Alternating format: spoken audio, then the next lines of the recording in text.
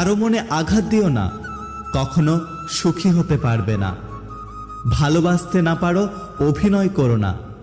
মনে রেখো, কারো চোখের জল তোমার জীবনে অভিশাপ হয়ে ঝরতে পারে।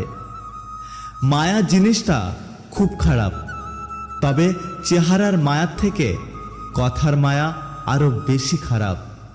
প্রদীপ কখনো জ্বলে না, তার প্রকাশিত আলোয় তার পরিচয়। ঠিক তেমনি তুমি তোমার সম্বন্ধে অন্যের কাছে কিছু বলতে যেও না, শুধু ভালো কর্ম করে যাও। তোমার কর্মই তোমার পরিচয় দেবে। লাইফ পার্টনার খুঁজছি না, এমন একটা বন্ধু খুঁজছি যাকে দিনের শেষে মনের সব কথা বলতে পারবো, যে আমার রাগ, অভিমান, অভিযোগ, আনন্দ সবকিছুর